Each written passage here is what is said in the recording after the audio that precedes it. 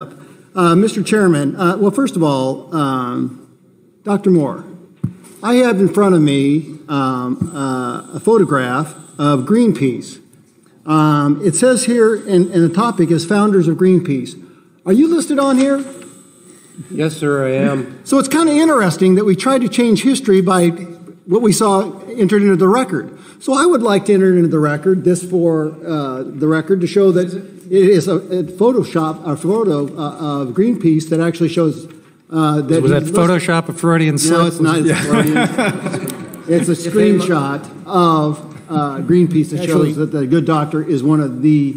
Greenpeace actually took his name off their list of founders. Yeah. They had previously published his name consistently as one of the founders. We will enter that into the record along with his job application 1 year after the founding of Greenpeace, which will provide Mr. Chairman, I wasn't aware that you were present at that circumstance. That's an incorrect characterization. Mr. Gosar, the time is yours. Well, coming back to you, Dr. Moore, I certainly appreciate people starting to talk about, you know, the anatomy of our planetary system. And now we're becoming, from NASA, we're understanding now that there's a cycle with the sun. Is that true? Well, yes, I've always said that it's galling to me, all these people that pretend to be able to predict the future when I have to admit that I can't because it seems like they're smarter than I am.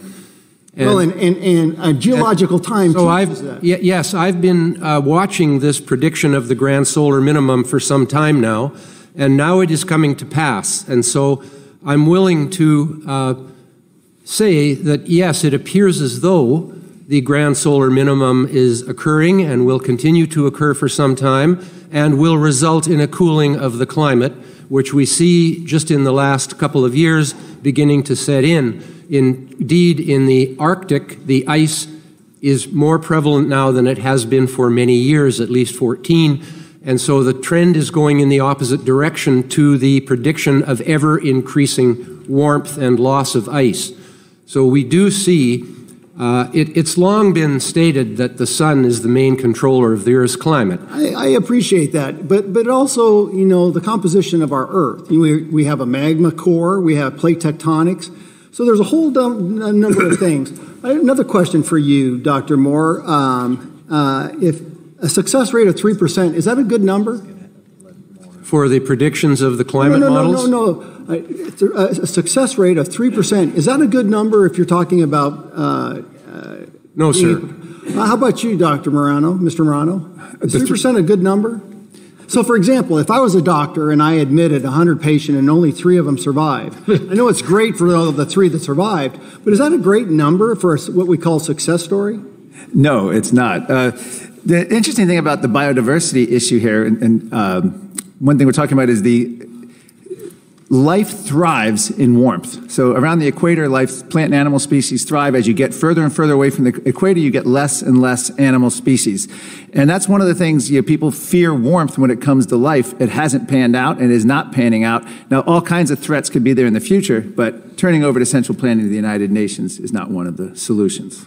Well, I mean, I heard in regards to endangered species that it's just about money, but it's not. It's absolutely not. I mean, we've got court rulings that actually saw such an abysmal lifting of the Southwest gray wolf that they actually remanded it back to the states. That's how bad it was. It's not just about money. It's about protocols in science. You put out a hypothesis, you actually do a body of it, and you come with a conclusion, and then you have it verified independently. Is that true?